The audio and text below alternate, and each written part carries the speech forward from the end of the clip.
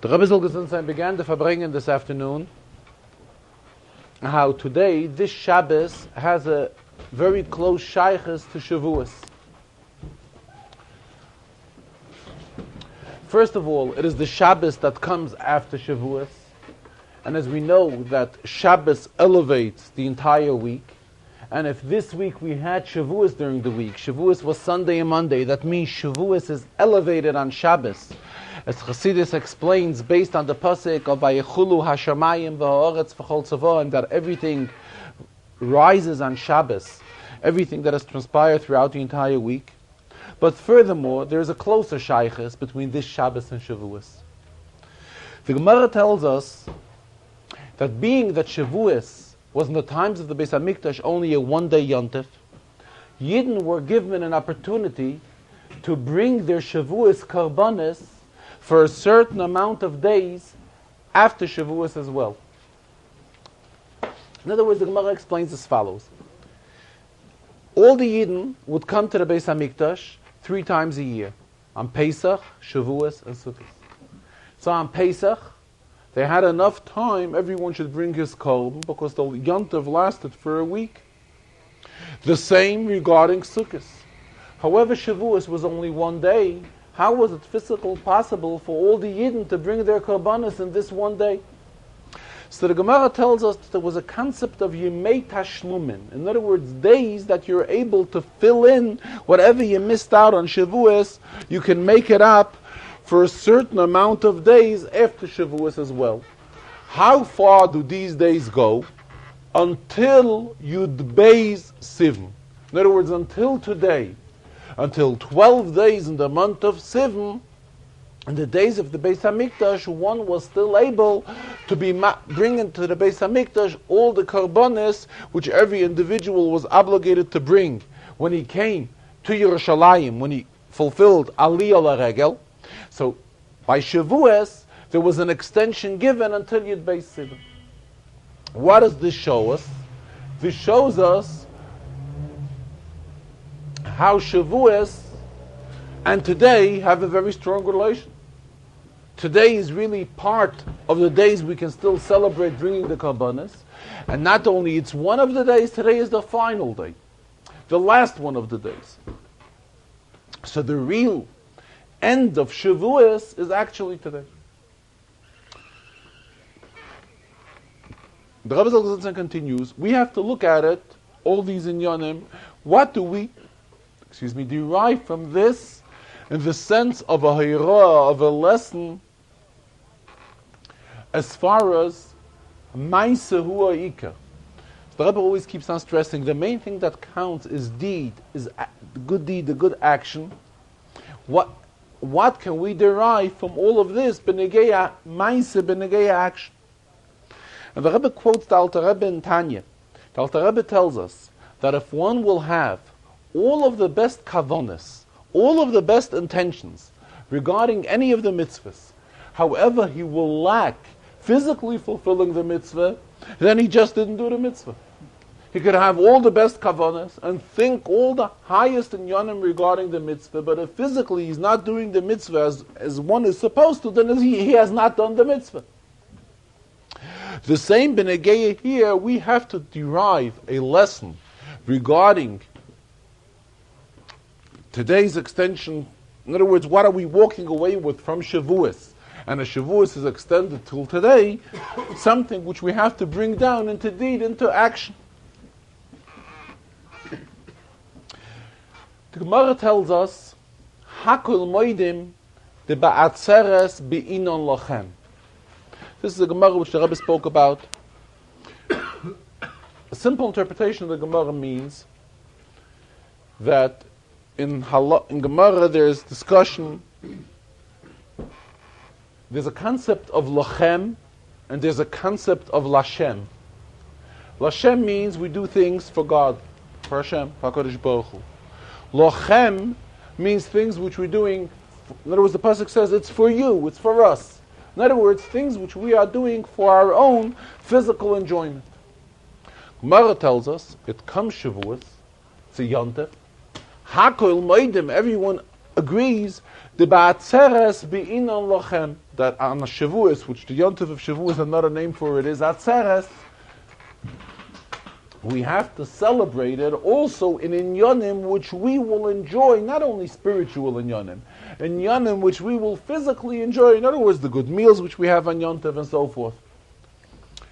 To such an extent that we are forbidden to fast on Yontif. Why? Because if we fast, there's no enjoyment, there's no lachem. When is there a lachem? If we eat, we have a good Yontif Dika meal. So the Rebbe is teaching. In other words, what the message we get from Shavuos is, the whole idea of the Yontif of Shavuos is Torah.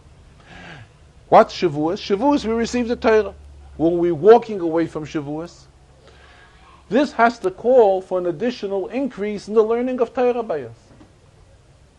To such an extent, as the Gemara says, Hakol Moedim, the Ba'atzeres Be'inon Lachem, Lachem means you, us.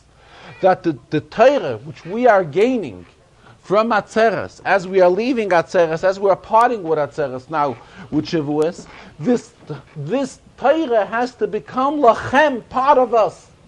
In other words, we have to become totally united with Torah.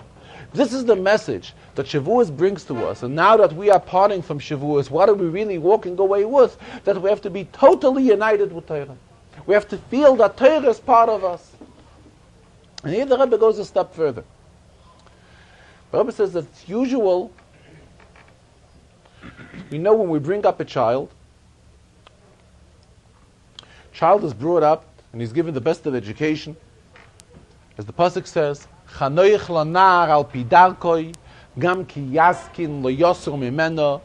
Train the child in the right way, so that when he grows older, he will stick to what you have trained him with. We know what we are demanding from children. Children should have the proper kibud av v'eim, honor their parents properly, and so forth. However, the Rebbe says, when do we really give the child a proper education in Torah as far as Torah is concerned? It's to such an extent that a child has to be trained that had he learned something during the day, whatever it is, whether it is a pasuk chumash, a mishnah, piece of Gemara, and he didn't understand it properly, it has to have such an effect on the person, on the child, that when the child goes to bed at night, the child should be bothered and it should be interfere with his sleep.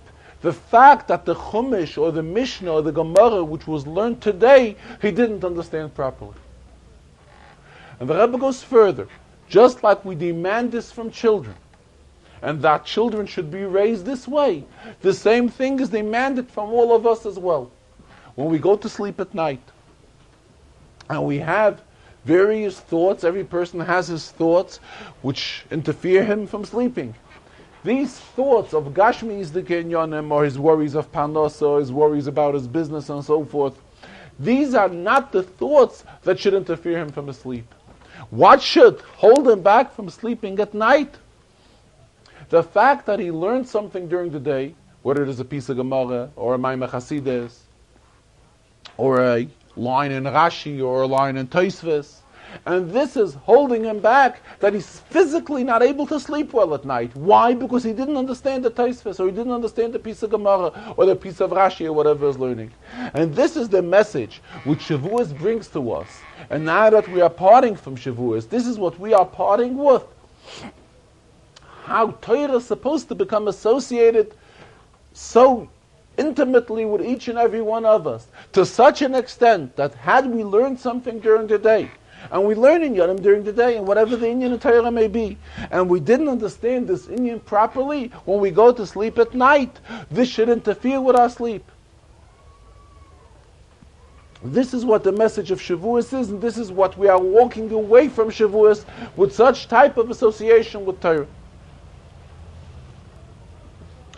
As it's customary in the Farbrengen, that the Rebbe discusses a Rashi in the week Sedre, as well as a Mishnah in Pirkei Avos, also an Inyan that has a shaykhs to the Rambam Shia, which is learned daily.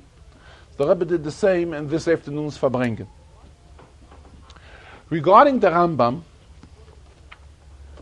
According to the Shiur and Rambam of learning 3 Prakim daily, we are now up to Rambam Hilchis Kiddush HaChodesh. That is how the new moon would be set, and this was a system, a procedure which was done monthly. Now we know we live with a fixed calendar. We have a calendar, we have no problem. We have a calendar for the entire year, and we know whenever Yontiv will be, whenever Rosh Chodesh will be, and so forth. At the times of the Beis HaMikdash, there was a different procedure. There was a concept of Kiddush HaChodesh, which means that every single month, the moon had to be seen by 2 witnesses who would see the new moon appear. They would come to Bezdin. Bezdin would question them in a certain way, as we learn in Hilchos Kiddush HaChodesh. And if it seems that they saw the new moon, that is how the new month would be set. Now listen to the Rambam. Rambam tells us we'll learn the first halacha of Hilchos Kiddush HaChodesh. Chodshei Hashana haim Chodshei Halavana. According to the Jewish calendar, the months are set up in the same system as the months of the moon, in accordance to the moon. Shenema, based on a pasuk, Oilas Chodesh B'Chodshei. V'nema, the Rambam quotes another pasuk, HaChodesh Hazeh Lochem Rosh Chodesh. This month, the month of Nisan, was the head of all the months. Now this is what the Chachamim have said. Here HaKadosh Baruch Hu LaMoshe, the Rebishter has shown to Moshe, b'mare HaNevuah, in a vision of prophecy, in a vision of Nevuah, he showed him the Muslavana, the shape of the moon. V'amar lo, and Hashem told Moshe, Kozeh Ra'ei V'Kadesh. When you will see this, something like what I'm showing you, that is when you shall sanctify the new moon and the new month begins. The source for this Rambam is in Mechilta. The Mechilta, which is from Rab Shimon ben Yochai, Mechilta the Rashbi, tells us actually the same thing which the Rambam has told us now. That HaKadosh Baruch Hu introduced Moshe Rabbeinu and showed him how to set the new moon. He told him, Kozeh Ra'ei V'Kadesh. However, the Rebbe continues, if we look carefully into the Rambam, we will see that the Rambam adds 2 words here which are not mentioned in the Mechilta. What are the words? B'mara HaNevuah. That HaKadosh Baruch Hu showed Moshe Rabbeinu the new moon in Mara HaNevuah, in a vision of Nevuah, in a vision of prophecy. These are 2 words which the Rambam adds on his own. First of all, why does the Rambam add these 2 words? Second of all, the Rebbe goes a step further. We know Torah loy b'shamayim hi. The Torah is not in heaven. When HaKadosh Baruch Hu was given Torah after Har Sinai, after Matan Torah, he's given the Torah to us, and Torah is controlled by Yidden who are learning Torah here. Now imagine 2 Yidden would come into Bezdin, and they will say that they saw the new moon in a vision of prophecy, in a vision of Nevuah. What will Bezdin say? Bezdin will not consider this valid in any way. For one to see the new moon, he physically has to see the Levana B'Chidusha, the beginning of the new month. So how does the Rambam put in here the words B'mara HaNevuah? That it was seen in a vision of Nevuah, in a vision of prophecy. This is contrary to halacha. Al pi halacha, everything has to be done b'derech hateva. There's no thing in halacha to say that being that it was seen, the Levana was seen in a vision of Nevuah, that it should be considered acceptable as far as Bezdin is concerned. Rebbe tells us that we know that there are klolim, there are rules in the Rambam. The Rambam at times, when he quotes a halacha, will quote the halacha, which source is in Gemara. However, the Gemara will give tie this halacha to one pasuk. The Rambam, for whatever reason, will decide to change the pasuk which he's tying into this halacha. Why does the Rambam choose to do something like it? The Rebbe says because the Rambam at times feels that if he would tie it into another pasuk, this halacha is spelled out more clear in the other pasuk, as in the pasuk which the Gemara quotes. Or another example in Klalei HaRambam, in general rules of the Rambam. Gemara, we know, is set up in a format of questions and answers. Gemara asks a question, then the Gemara gives an answer. At times there's one answer, at times there's more than one answer. The Rebbe says we will find in the Rambam that the Rambam will paskin a shaila, paskin a halacha, according to the kasha of the Gemara, and not take into consideration the response, the answer which the Gemara gives. Why is this, the Rebbe says? Because shinuya dechikahu, the teretz which the Gemara gives, is not a real firm teretz. It's a hard type of a teretz.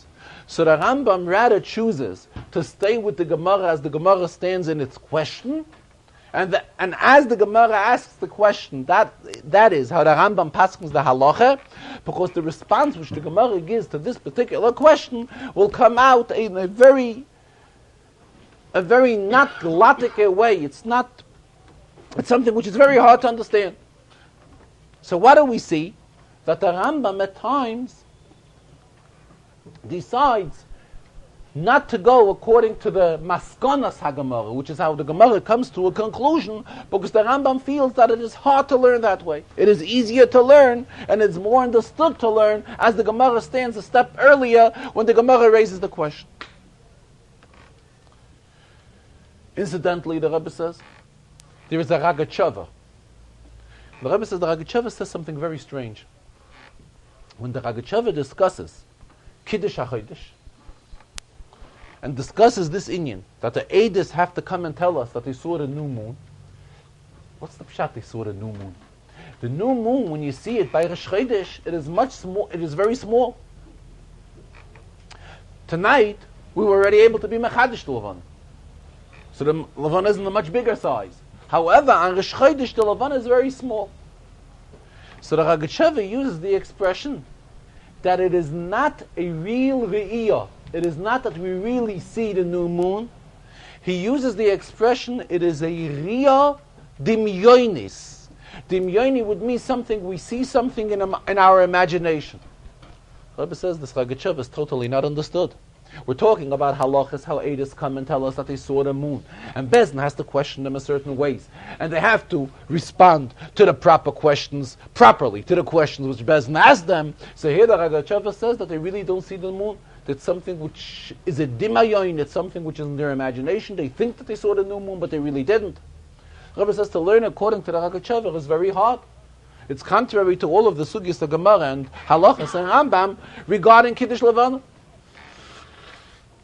But getting back to explain why the Rambam has to add in the words of Amar HaNevuah.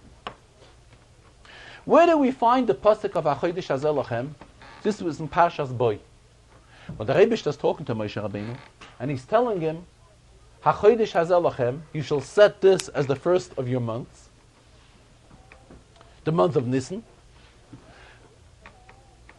And then, after telling him about HaChodesh Hazeh Lachem, it goes into a lengthy, detailed instructions which HaKadosh Baruch Hu is giving Moshe Rabbeinu, all regarding the Korban Pesach. And here Chazal tell us that HaKadosh Baruch Hu showed Moshe Rabbeinu, he showed him the new moon. Niskashe Moshe. It was hard for Moshe to understand that Chazal tell us, how do we go about setting the new moon, the new month? So HaKadosh Baruch Hu saw that Moshe is having difficulties, so he told him, Kozeh Re'ei V'Kadesh. He took the Mus Levana, he showed him the Levana, and he told him when the Levana will be in this shape, this is how you shall be Mechadish the Levana. Now, the reason why Moshe Taka didn't understand, also the same explanation, because we're talking about the Levana at the beginning of the month. The Levana at the beginning of the month is very small. Moshe Rabbeinu had hardships. He didn't know what is the proper shear of seeing the moon that we can go ahead and consider it that it is the new month. Perhaps he can get confused with a cloud, Or is he taka seeing the moon? So that is why Niskasha Moshe had hardships. It was difficult for him. So the Rebbeinu Shalom told him, he took out the Levana, and he showed him Chazarah v'Kaddish. When is HaKadosh Baruch Hu talking to Moshe Rabbeinu? He's talking to him during the day. How does he have the moon to show him? This is a conversation in the middle of Rosh Chodesh Nisan. The Rebbe is talking to Moshe Rabbeinu, HaChodesh Hazel Lochem Rosh Chodashim, and he's in a long conversation with Moshe Rabbeinu. So what are we going to do? We're going to have to learn Pshat a very difficult way. But the Rebbe told him, HaChodesh Hazel Lochem Rosh Chodashim. And Moshe had difficulty, he couldn't understand, how do you set a new month? And the Rebbeinu Shalom continued talking to Moshe Rabbeinu, told him all the dinam of Korban Pesach, and this took quite a bit of time, until it became evening. Once it became night, then HaKadosh Baruch Hu came back to Moshe Rabbeinu with the subject of Kiddush Levana, and then the moon was already out, it was evening, and the Rebbe showed him how the shear of the Levana should be, what should be the size of the Levana, when we go ahead and we set the new month. The Rebbe says to learn this into the realm of the sequence of the happenings, what happened when Moshe Rabbeinu was hearing these halachas from the Rebbeinu Shalom, it is very hard to say so. Because it seems that the Rebbeinu Shalom was talking to Moshe Rabbeinu. First he spoke to him all about HaChodesh Hazel Lochem Rosh Chodashim, and he showed him the Levana. And afterwards he continued with him all the detailed halachas of Korban Pesach, and that was it.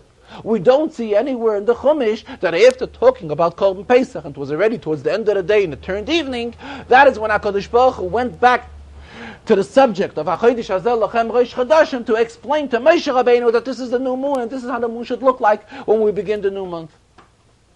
Bound with these hardships, technically, how did it work out? How was it when the Rebbe showed Moshe Rabbeinu the new moon and he explained them Chazarah v'Kaddish? That is why the Rambam on his own puts in these two words. How did the Rebbeinu Shalom show Moshe Rabbeinu the Levana? He showed it to him b'Mara HaNevuah. He showed it to him in a vision of prophecy. Why? Because it wasn't at night. It was during the day. During the day we can't see no Levana. We have no access to the Levana during the day. And the Rebbeinu Shalom was talking to Moshe it was in the middle of the day. So the only way, and the Rebbeinu Shalom realized that Moshe Rabbeinu was complaining. He heard Moshe's complaint. Moshe was complaining. Niskasha Moshe, he had hardships. How do we go about setting the new Levana? How do we know that this is the shear of the Levana to set the new month?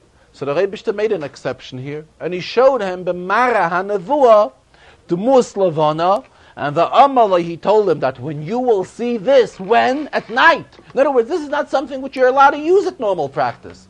Normal way you have to set the new month is when the Eidos see the new moon, and when do they see it? Only in the evening. They see it in the evening, and they come to Bezdin, and they tell Bezdin all the details, and Bezdin investigates them, asks them questions, and if the response is proper, that is where the new month is set. However, here, this particular incident, when the Rebbeinu Shalom showed it to Moshe Rabbeinu, this was something which happened during the day. Memela, it was impossible for him to show him the Levana otherwise. How was he able to show him the Levana? It was only b'Mara HaNevuah. So again, here we see how everything in the Rambam is extremely accurate. If the Rambam puts in two words, which in the Mechilta, which is the source for this halacha, it is not mentioned. When we look in a little bit deeper into the halacha, we find the reason why the Rambam was compelled to put in these two words, and this gives us an entire explanation on this whole lineage. Talking about the Shiur of Rambam, the Rebbe again urged us very much to see to it that we all participate in the Shiurim of Rambam. The great inyanim in the Rambam one can accomplish, one can achieve while learning Rambam. This gives us a knowledge in the entire inyan of Torah. All inyanim of Torah are covered if we go through Rambam. The Rebbe also added that for those who will be joining the Rambam now, in other words, when we're successful influencing people who are not yet participated in the daily learning of Rambam, they will begin learning Rambam now. Now we are already in the middle of the Rambam. So he suggests that they begin learning where we are up to and go along with us on a daily basis. And when they will have spare time, they will catch up what they missed from the beginning, so that when we come towards the end of the cycle, they too will also be able to make a complete siyum on the entire Sefer of the Rambam. Regarding the Chumash, the Rashi in Chumash, in today's Sedre,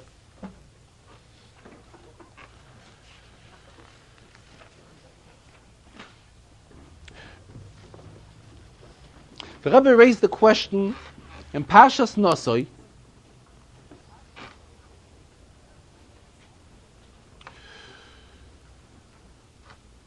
Incidentally, in the beginning of the Farbrengen, when the Rebbe was talking that today is also Shabbos Parshas Naso, Shabbos Parshas Naso is always either the Shabbos right after Shavuos, or it is the Shabbos right before Shavuos.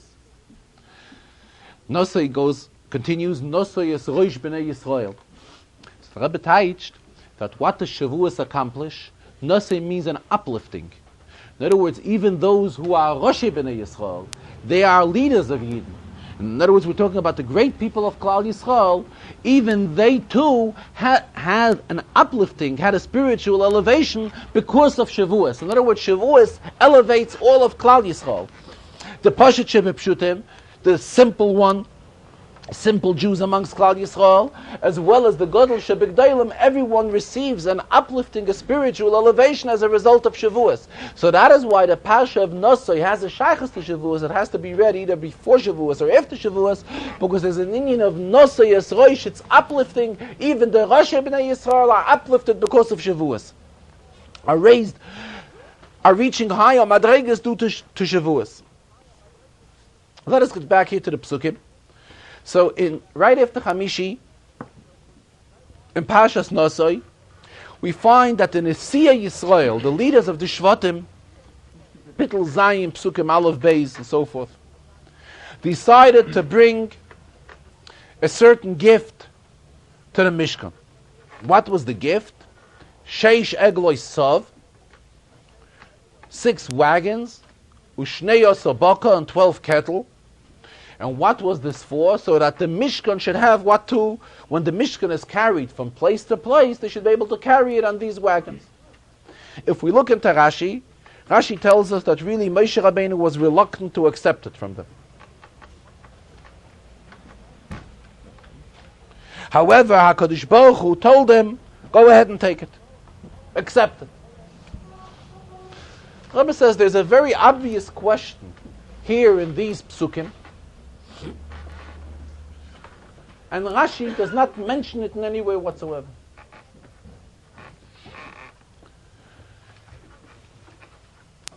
Everyone knows that when the Yidden left Mitzrayim, the intention of leaving Mitzrayim was so that they will receive the Torah, and after receiving the Torah, they will enter Eretz Yisrael.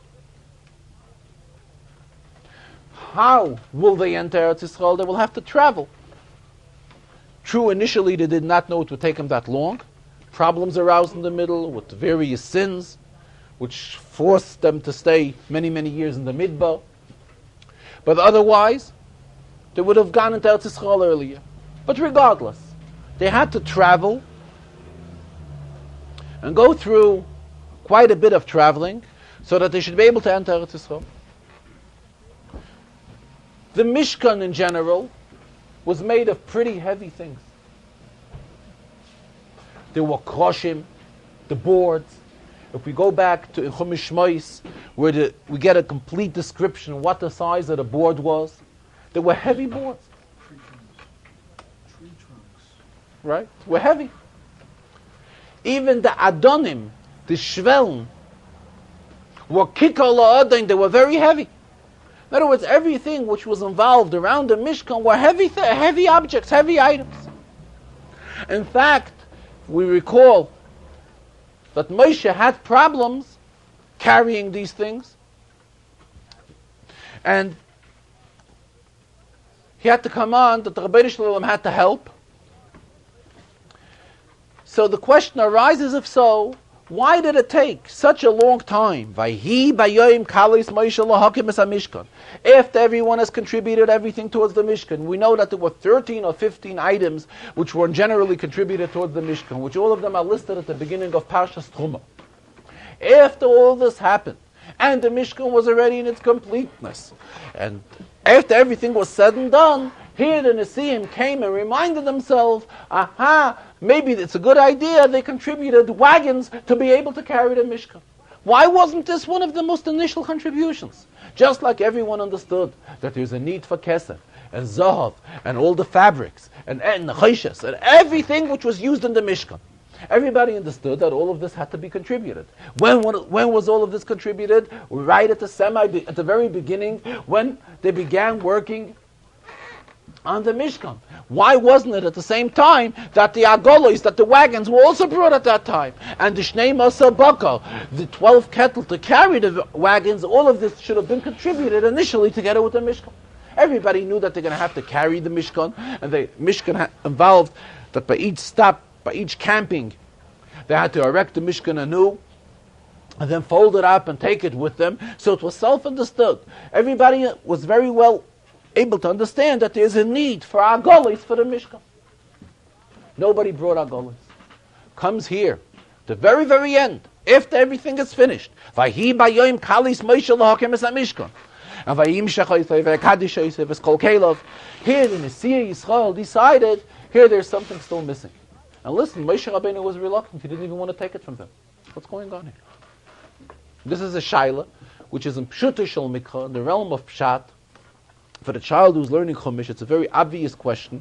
And still Rashi even doesn't mention anything that should that should be as a response to this question. Rabbi says the answer is very simple. If Rashi doesn't give us any interpretation right here, that is because Rashi in Chumash has already answered this question. And so that the child who is learning Chumash, when he's coming here to Parshas Naso, has a response on this question. We learned, as just mentioned, that the boards were very heavy. So what did the Rebbeinu Shloim do? HaKadosh Baruch Hu told Moshe, you carry it. You tell the Yidden, the Leviim, whoever was involved, to carry the proper things, you tell them to carry it. And the Rebbeinu will assist. So what really happened was, the Rebbeinu told Moshe Rabbeinu, tell the Yidden the following message, that when you're having a problem, you do your share. You put your finger to it. You put your hand to it. And the Rebbeinu will do the rest. This is actually what he was told. So Mamela, Moshe Rabbeinu realized that here they are in a situation. Here they're in such a situation where the Rebbeinu is going to be helping them, carrying all the koshim and all the adonim. Taka physically it's hard to carry, but the Rebbeinu Shalom is going to be helping them. And if the Rebbeinu Shalom is going to be helping them, they're getting an assistance from HaKadosh Baruch Hu, why is there a need to get involved and take wagons? The Rebbeinu says all you have to do is put your finger, your hand to it, and the strength for carrying it, the strength which is required, HaKadosh Baruch Hu is picking up. There's no need for wagons. And that is why Moshe Taka didn't want to take the wagons. Shalai kibel Moshe miyodam. Moshe didn't want to take it. Until the Rebbeinu gave him a special instruction and told him to take it. Here the Rebbe went a step further.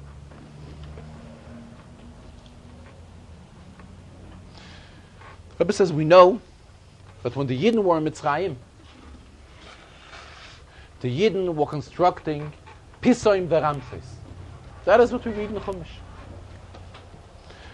It says when he was a child in Cheder, and he would ask his Melamed, what do you mean by Pisoim Veramses? What did the Yidden build by Pisoim Veramses?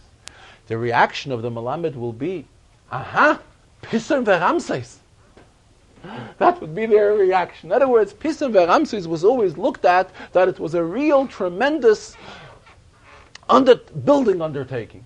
But no one really ever explained what it really was.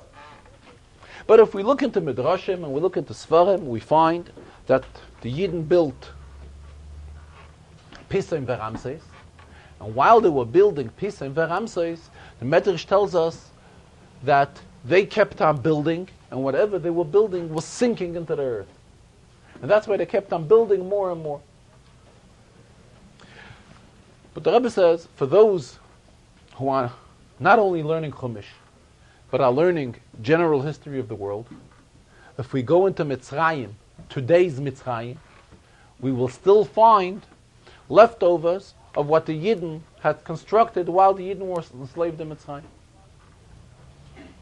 And if we look at pictures of the hard labor which the Yidden did, of the remnants of what's left today, of the hard labor of what the Yidden did, we will see that they had tremendous heavy stones which they were carrying.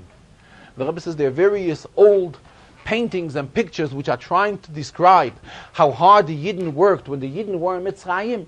So it's all given in a way that one person wasn't even able to carry one of these stones. They had to tie them with rope, and groups of people had to unite together to schlep these stones, and so forth. So what do we see? We see that it was possible physically for the Yidden in those generations to, in other words, to strengthen themselves on, to give of themselves in a very hard way, and they were able to carry objects which, as we see right away, and we see very obvious, were even heavier than the koshim of the Mishkan. Much heavier. The stones which the Yidden have put into Pisoim and Ramses are by far heavier than the koshim of the Mishkan. Rebbe says, but the Rebbe does not want Yidden should fulfill mitzvahs in such a way that they should become eisgemuchet. The Rebbe does not want to torture us to fulfill mitzvahs. Chas v'shalom. The Rebbe wants we should fulfill mitzvahs, and if it's hard for us to fulfill a mitzvah, like in this particular case when we're talking about the Kashya and Mishkan, which were heavy, so what happened? We find it, it's a Rashi in Chumash, previously somewhere in Shemais Rashi mentions it, that the Rebbe gave the koyach, and all Yidden had to do was add their 10 fingers, put their 2 arms to it, and it would be considered as if they are carrying it. But no way is this a comparison to the hard labor which the Yidden were forced to do when the Yidden were in Mitzrayim. The Rebbe does not want Yidden should fulfill mitzvahs in such a way.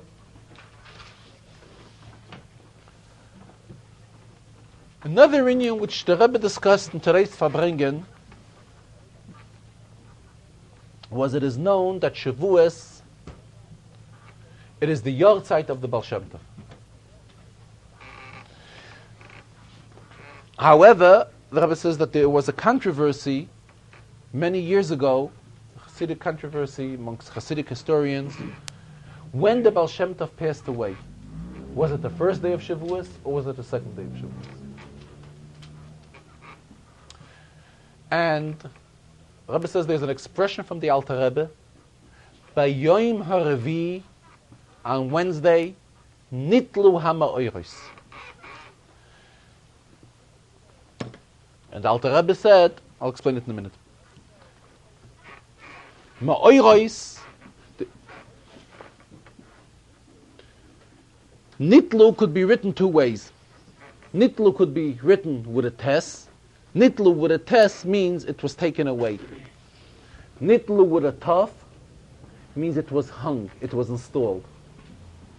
There's an expression in Chazal, by Yom HaRevi, Nitlu HaMa'oros, that on the 4th day of creation, on Wednesday, that is when HaKadosh Baruch Hu has set the Ma'oros, the Shemesh, the Yereach, the Levana, has set them all into the proper setup. The Alter Rebbe expressed himself that here on this Wednesday, it was Nitlu HaMa'oros with a tes. In other words, the source of light, which is the Baal Shem Tov, was taken away. When was this? On a Wednesday. The Rebbe says, Wednesday could only be the first day of Shavuos. The second day of Shavuos can never fall out on a Wednesday. Because if the second day of Shavuos falls out on a Wednesday, that means the first day of Shavuos is on a Tuesday. The first day Shavuos is always, this is how the Jewish calendar is set up, is always the same day as the second day Pesach. That means, should we have the first day Shavuos Tuesday, the second day Pesach also has to be on a Tuesday. The first day Pesach would have to be on a Monday.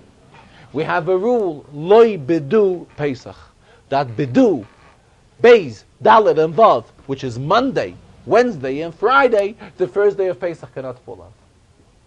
B'meila, if we have a quotation from the Alter Rebbe, that it was B'yoyim HaRevi Nitlu HaMa'oros, it was on the fourth day, on Wednesday, that the Ma'oros, the source of light, was taken away, which this is the Baal Shem Tov. When was it? It had to be on the first day of Shabbat. B'meila, the Indian, one of the inyanim which the Baal Shem Tov is famous for, is the Baal Shem Tov told us and has instructed to us the great importance of the inyan of hashgacha pratis. How nothing happens by itself, and everything is led by HaKadosh Baruch Hu. The Rebbe spoke about the importance of hashgacha pratis. And also talking about these inyanim, the Rebbe also spoke how we now are obligated to go in the footsteps of the Baal Shem Tov, follow what the Baal Shem Tov has instructed. And we know the famous letter of the Baal Shem Tov, that the Baal Shem Tov heard from Mashiach, when will Mashiach come? And the response was, Kishiyafutzu ma'inasecha chutza, when the wellsprings of Chassidus, when the teachings of Chassidus will reach to chutza. Here the Rebbe spoke of our obligation to see to it, to spread Chassidus and Yiddishkeit all over, until it ultimately will reach to chutza. And it is our obligation to make of every Yid, that every Yid should be a Neir Lahoyer, every Yid should be a Lichtigkeit, a spiritual light, which will be light for himself and illuminating others. And the Rebbe referred to the Frierdiker Rebbe, who was a Nasi B'Yisrael in continuation to the leadership of the Baal Shem Tov. And the Frierdiker Rebbe demanded from us very strongly our importance to reach out to as many Yidden and get them close to Hasidus. And particularly, the Rebbe says, in the years when the Frierdiker Rebbe has lived in this country, which the United States, when the Frierdiker Rebbe was here, this was the last 10 years of his life, how the Frierdiker Rebbe kept on demanding from us and insisting on the importance of Afatzas HaMayones, spreading Hasidus and spreading Yiddishkeit as well, and so forth. In the Farbrengen, the Rebbe discussed an inyan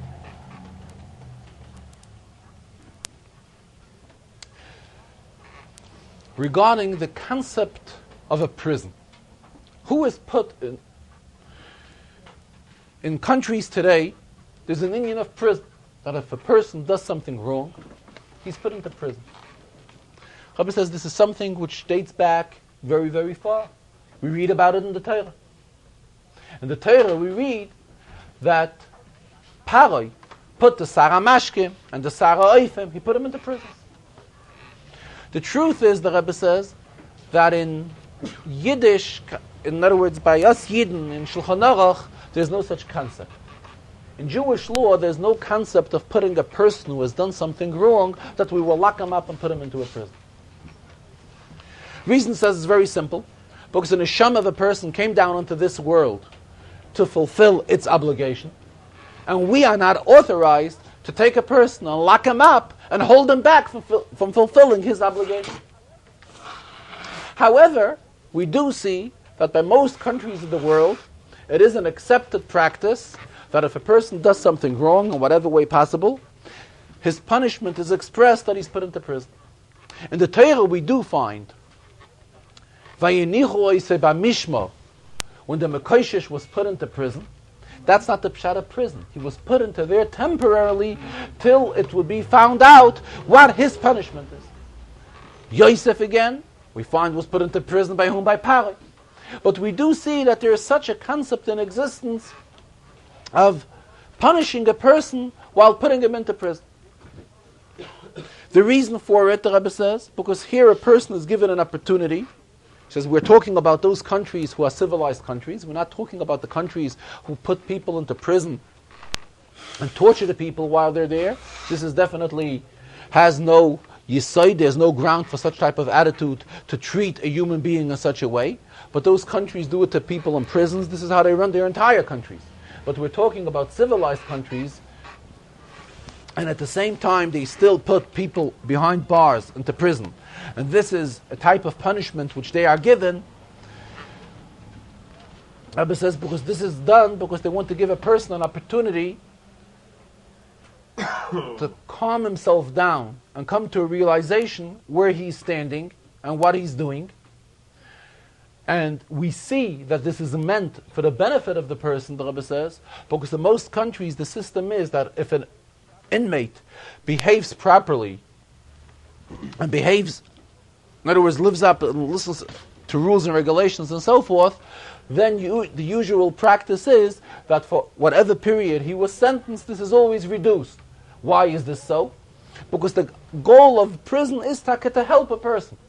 And when we see that the person got the message, even when he's released from prison, the Rebbe says the proper authorities would work along with this individual and see to it that he gets back into Yishuv Ha'olam and acts properly and acts accordingly and lives as a productive citizen and gets back into the regular frame of life. And that is why Al Pi Halacha there's also an Indian that if a person was in prison, this goes in, he has to, when he's released, he has to bench goimel. And this goes into the category of Arba Shetzrichem Lahoides. There are fourth that have to thank the Rebishter when they have come out of certain situations, and one of them is one who was in prison and has come out of prison, he has to thank HaKadosh Baruch Hu for it. I was told, I don't know how accurate it is, that there are, for this weekend, there were a group of prisoners brought to spend the weekend here in Crown Heights. And that is why the Rebbe spoke in the Farbrengen B'Negeya this inyan. And as the Rebbe continued, there are also other categories of those that have to bench Birchas HaGoimel, the Bracha of Goimel. That is one who is a Yerdei Hayom Ba'aniyos. If one travels in waters, he also has to bench Goimel. Or the same if one goes through deserts. In other words, any dangerous area where one may be, afterwards he has to bench Goimel. The Rebbe says nowadays there are many people that because of Parnasseh, they are forced that they have to do traveling and have to travel, in other words, overseas traveling and so forth. However, when Mashiach will come, then the Rambam tells us that the world will be completely different. There will be madanim ka'afer. Everybody will have whatever they need in a very plentiful way, and people will not have this chase to have to run after Inyanim for Parnasa, and everybody will be able to devote himself to study the greatness of HaKadosh Baruch Hu and live up to a period of time of Umala Aretz Deis Hashem. The world will be full with wisdom of HaKadosh Baruch Hu, Kamayim Layom Mechasim. Talking this Indian, the Rebbe also mentioned that in the generation that we are living in, the truth is, most people, the Rebbe obviously was referring to those who are Holocaust survivors, are considered that they were rescued from deserts and from waters. In other words, they had nisim in their own personal life, and they definitely realized the great chesed of HaKadosh Baruch Hu has rescued them and saved them. And hopefully these tzaras will never repeat again, as there's an expression of the Mitala Rebbe, Lo tokum pa'amayim tzara, that a tzara which we had will chas v'sholom never be repeated again, and enough the tzaras which we already had. So Memela, however, those that did go through it, they were forced to wander in deserts and to travel over waters, and they had to, once their lives were saved, they have to bench goimel and appreciate the great chesed which HaKadosh Baruch Hu has done to them by saving their lives. Being that it is the Shabbos after Shavuos, and as just discussed, we still have a shaychus to Matan Torah, with Shavuos, which is Matan Torah. In Lubavitch, going back to the townlet of Lubavitch, there was an expression that Shavuos would be referred to as Chag HaMatzos. Now, why? We do not mean the matzos which we eat on Pesach. There is a word in Hebrew, a matz. Matz is an abbreviation of Meira Tzedek. In other words, a Rav is called a matz. Another title for a Rav would be a matz. And in Lubavitch, by the Rabbeim, there were many Hasidim who were Rabbonim. There were rabbis of various cities and various communities. So simply, they couldn't leave their shuls and couldn't leave their communities for Pesach. Which Rav could leave his community for Pesach? Pesach, there are that many shilas and that many inyanim involved, so the Rav has to be around to be able to pass in the shilas. Even Sukkot, there are also many shilas. The shilas regarding Sukkot, shilas regarding Daled Minim, and so forth. However, regarding Shavuos has the same halachas as all other Yomim Tovim. I mean, whatever we are allowed to do on Pesach and Sukkot as far as Yontif is concerned, and are not allowed to do, these same halachas apply to Shavuos.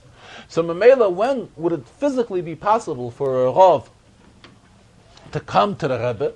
For what Yontif? The most suitable Yontif would be the Yontif of Shavuos.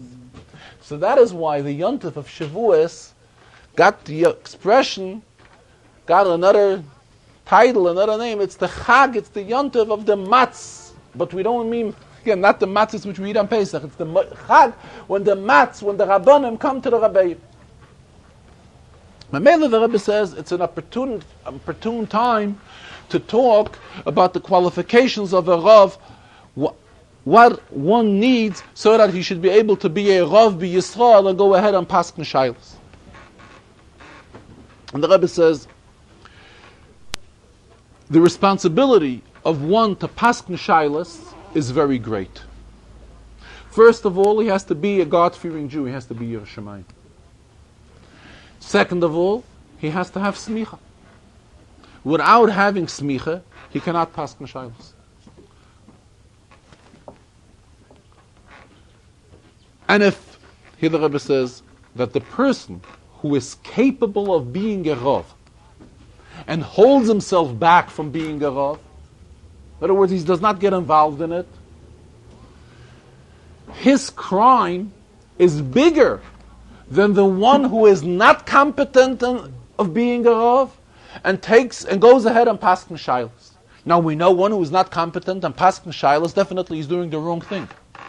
However, the one who is competent also has no right to hold himself back and lock himself up and refuse paskening Shailos.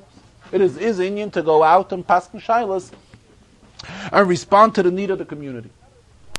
However, there is another requirement, the Rebbe says, for one to be able to be a Rav.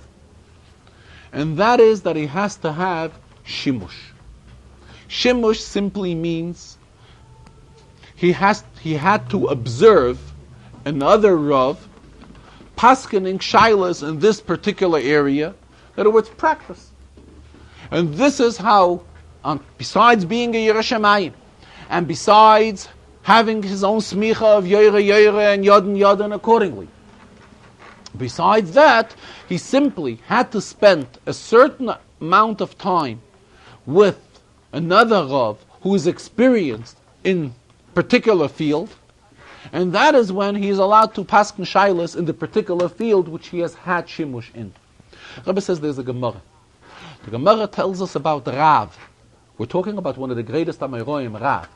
And he already had the title Rav. And he wanted to study and know the halachas of a mum and a bechoyer. We know by bechoyer there are dinim, a firstborn by behemoth, by chamoyer, seh. There are dinim by a chamoyer and a seh. So there are dinim of firstborns. These firstborns carry sanctity, carry a kedusha. However, and we're not allowed to make use of them, they have to be brought to the Beis HaMikdash. However, when they have a mum, there's something wrong with them, physically, blemish. That is when it is permitted to make use of the b'choyer. Rav wanted to know the halachas, what is considered a mum and a b'choyer, and what is not considered a mum and a b'choyer. The Gemara tells us that the Rav spent 12 years by shepherds who worked with behemoths on a day-to-day basis, so they knew the behemoths, so that he should be able to know what is considered a blemish in a behemoth. We're talking about somebody who is a Rav. Gemara refers to him as Rav. And before that, he did not get involved in paskening dinim, what is considered a mum in a behemoth and what not. Otherwise, one would just walk over to a behemoth. The Rebbe says he wouldn't be familiar, even where to look at the behemoth. So what is going to really happen is he'll get a negicha, he'll be harmed by the behemoth, and this is what we learn about in Chumash, that there's an Indian, a shayr, gives a negicha, and that's about it, but he wouldn't know what to look for and what to search for. There's another Gemara. Gemara tells us, Hilchase kerav bi'isura ukishmuel b'mamayna. When it comes to a money dispute, any question in halacha which regards questions of monies, of finances, the halacha is always like Shmuel. Shmuel and Rav would be the ones that would have disputes amongst each other. The halacha would be like Shmuel. When it comes to a question in Isser v'Heta, the halacha would always be like Rav. Mara gives the reason why. So the reason is given very simple. Shmuel had excelled in the halachas of money. So that is why, when up to date, the halacha is Kishmuel b'mamayna. Rav has excelled in the questions of Isser v'Heta. That was his forte. That is where he was extremely successful in. So that is why we follow Rav's opinion when it is a question of Isser v'Heta. Rebbe says furthermore, even one who is already a practicing Rav doesn't have to be ashamed. There's nothing to be ashamed of. He can continue practicing his Rabbanis. But at the same time, if there's an area where he is lacking Shimush, let him go to a Rav who does have the Shimush in this field, who does have the practice in this field and is known to excel in this particular field, whether it's a question of Yerachayim or it's a question of Yeradeyim, in its particular area of halacha. Go ahead out and get the Shimush in this field. Rabbi says, as far as the bottom of the Rav are concerned, it is none of our business to look after the Rav and say, he has to go and get Shimush, and this will degrade the Rav. He says the bottom of the Rav, they have to be busy and making a lot of money so that they should be able to support the Rav properly and give him parnasa properly. And give him whatever he needs. And respect him. But the Rav, on the other hand, has to feel his obligation that an area in halacha which he does not have shimush in, he has to go ahead and get the shimush from another Rav who does have it. Furthermore, the Rebbe says, Torah is takenitzchi, the Torah is eternal. However, the society has changed drastically. And one who was suitable to be a Rav in a small shtetl does not mean that he is suitable to be a Rav in a large city and knows how to cope with all the problems that arise in a large city.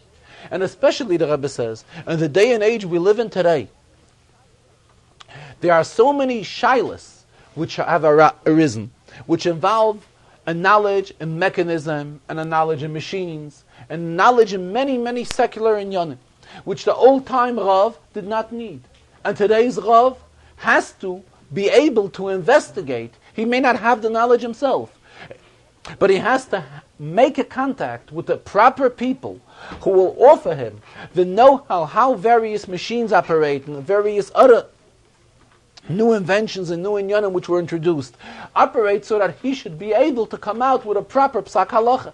And the Rebbe says there's nothing wrong with the Rav inquiring by those who are the mumchim and have the proper understandings on this mechanism. Whether it is a yid, or at times they may even have to come on to a goy, because the goy is the mumcha, he is the expert, how this mechanism operates. So it is the obligation of the Rav to go after these specialists in these various fields, which he has to gather information from them, so that he should be able to handle the halachic end of these questions properly and come out with a proper psak halach. The Rebbe says what's going to happen is, people are going to say right away, are going to be walking away from the Farbrengen, and they're going to be saying, aha! This is how he expressed himself.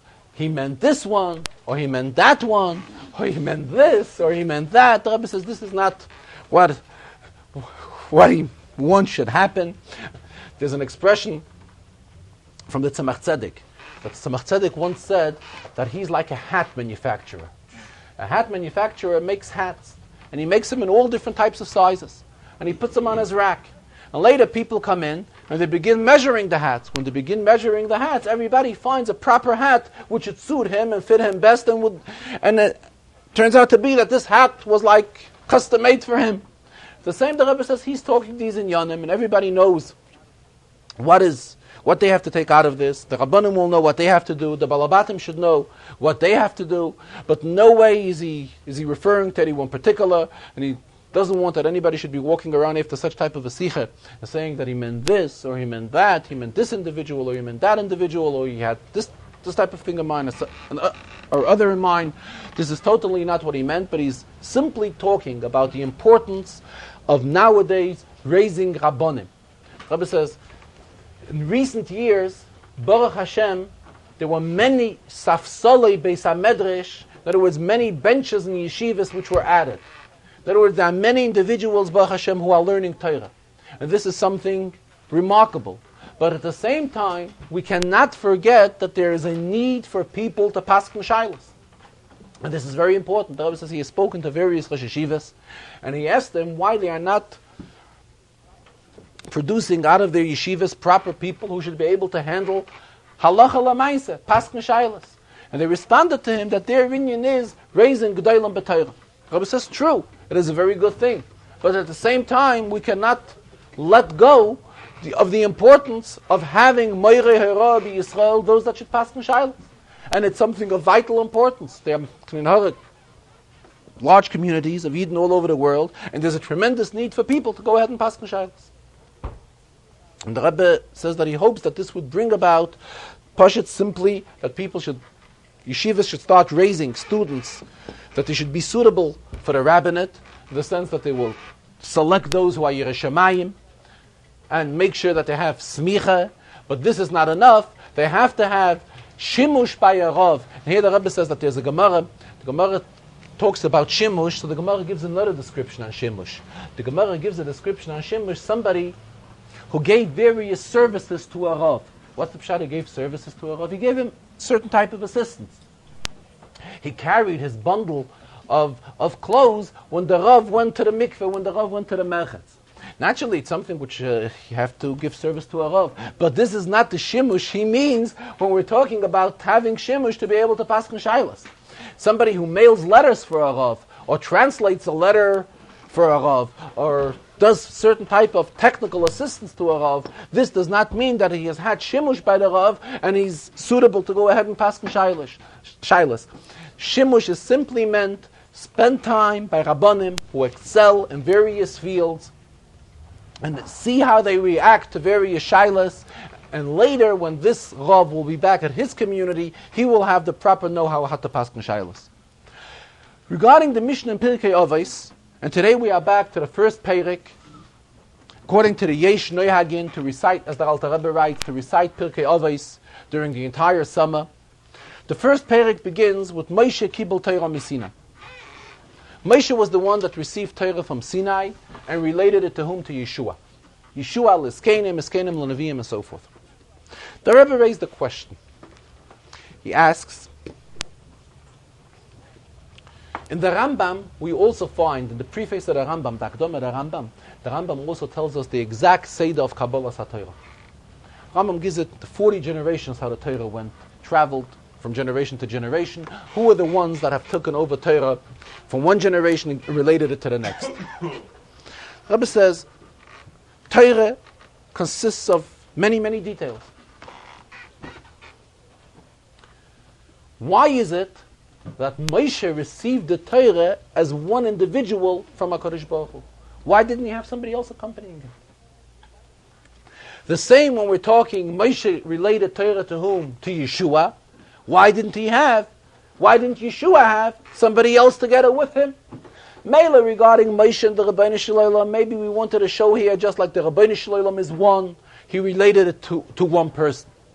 However, when Moshe gave it on to further generations, why did he relate it only to Yeshua? He should have taken Yeshua and a few other people, and then make sure that the Torah will be preserved, and not give it only to one person, to Yeshua. The Rambam Taka mentions, as we just mentioned the Rambam, that there were others that received the Torah together with Yeshua. I think the Rambam mentions Osniel ben Kenaz. However, the Mishnah does not mention him. The Mishnah says Moshe related Torah to Yeshua. Obviously to Yeshua only. So the Rebbe is learning that when the Mishnah here is talking about Moshe kibel Torah Sinai, umesor Yeshua, Shua l'skenim, and so forth. Which chelik of Torah are we referring to? We're referring to the chelik of halacha of Torah. Torah is very vast, Torah is very huge, true. However, when we're talking about the chelik of halacha in Torah, this is a limited amount of Torah. In fact, the Alter Rebbe talks in Hilchas Talmud Torah, the Alter Rebbe says how every person is obligated to go through the entire Torah. And the Alter Rebbe there explains how a person at the age of 18 or 20 can already complete and go through the entire Torah. What does the Alter Rebbe mean? It doesn't mean all of Torah, shakla v'tarya of Torah, all the kashas and terutzim and various svaras which exist in Torah. This is impossible. The Alter Rebbe is referring only to the chelak halach of Torah. In fact, here the Rebbe says that in Gemara, where we do have shakla v'tarya from all the Tanoim and Amoraim, it is really not all the shakla v'tarya of them. It's only a part of it. Not everything which the Amoraim discussed in Torah was recorded in Gemara. Here the Rebbe mentioned something incidentally, that the Alter Rebbe writes in Kunteres Achen of Hilchas Talmud Torah that Rashbi, Rab Shimon ben Yochai, was able to say many svaras on an Inyan in Torah. However, not all of them are recorded in Gemara. The Gemara would bring, at the most what the Gemara would bring would be 7 or 8. That's what the Alter Rebbe says. So the Rebbe referred to an episode which took place by the Rogatchover, that the Rogatchover was once talking about this Inyan, how Shimon ben Yochai could give many interpretations on an Inyan in Torah, and the most which is quoted in Gemara would be 7. So someone who was sitting with the Rogatchover tells him that the Alter Rebbe writes 7 or 8. Why do you say 7? So he thinks for a moment. And he says he always knew that the Alter Rebbe was great, but he never knew that great. Why does the Alter Rebbe write 7 or 8? He could have written either 7 or he could have written 8. Because regarding the 8th place in Shas, and the Rogatchover referred to it right away as soon as it was brought to his attention. Regarding the 8th place in Shas, it's not agreed by everyone that this is a quotation of Reb Shimon ben Yochai. There are others that have the girsa that another Tana said it. Memela, the Alter Rebbe writes 7 or 8. The Rebbe said, after saying this, the Rebbe expressed himself. It's an expression, we have it in Rashi and Chumash. Chaval al da avdin velo mishtakhin. It's a shame that there are those that pass away and there is no one to replace them. The Rogatchover was able to calculate right away what are the 7 places and what is the 8th place. He says, unfortunately, we don't have people that should be able to be in such a position to be able to calculate right away in seconds where this is in Shas, where that is in Shas, and why the Alter Rebbe writes 7 or 8 and so forth. Anyways, back to the Mishnah. When the Mishnah writes, Moshe kibel Torah Sinai Mesor Yeshua, Yeshua lezakeni. What chelik of Torah is Mishnah referring to? Mishnah is referring to the chelik of Torah of chelik halacha. Chelik halacha, the Rebbe says, is not something which one person cannot undertake to accept. One person could also undertake it to accept. We don't have to involve more. On the contrary, the Rebbe says, it may be better to work with one than to work with a few. One will take it one way, and he will. This is what he heard. This is what he will relate, and so forth. The minute you begin dealing with more than one person, one will hear one way, the other one will hear a little bit different. So you'll right away create differences of opinion. And in halacha, it's very important to get an inyan clear. And here we're talking Moshe kibel Torah Sinai. The Rebbe tied this into the expression halacha la Moshe Sinai, an often expression. What do we see? When we refer to Sinai, we mean the chelik of Torah, which has a shaychus to halacha. Here the Rebbe also referred to Rashi in this week's Sedron. Kalis Moshe lahakim besamishkan, which we just spoke about. And there Rashi tells us that Torah is compared, Torah was given to Moshe Rabbeinu like a kala.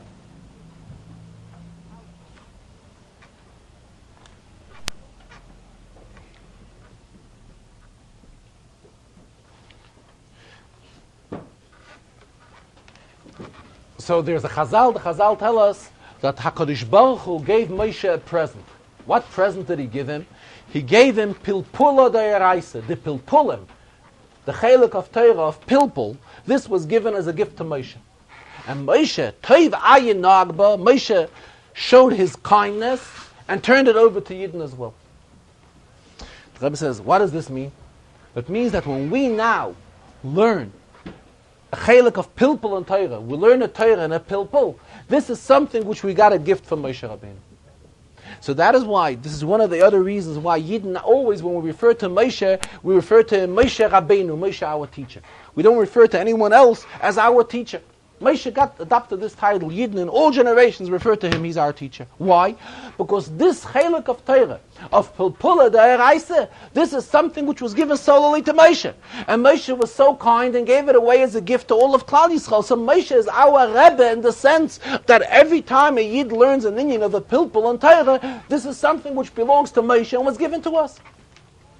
However, the Mishnah, whatever the Mishnah is referring to about Shekibel Torah Misinai Yisrael Yeshua Vishua Leskenim, this Seder of Kabbalah Satayra, here the Mishnah is referring to the Chelek HaHalacha Shebetayra. A Chelek HaHalacha Shebetayra is something which Moshe was able to handle on his own, as well as Yeshua. Yeshua was also able to hear all of the halachas from Moshe, and this he related later to other Yid. Towards the end of the Farbrengen, the Rebbe again urged every one of us regarding all of the Miftzayim, and the Rebbe named each and every one of them particularly, and the Rebbe also added the importance of learning Chitas daily. The Rebbe spoke about it in the Shavuos Farbrengen, and spoke about it today as well. The Shiurim of daily Shiurim of Chumash, Tehillim, and Tanya, and also the importance of learning Rambam daily, to see to it that we fulfill all of these inyanim ourselves, and see to it that whenever and wherever possible, we influence other Yidden to take part in each and all of these inyanim. A gute Woche.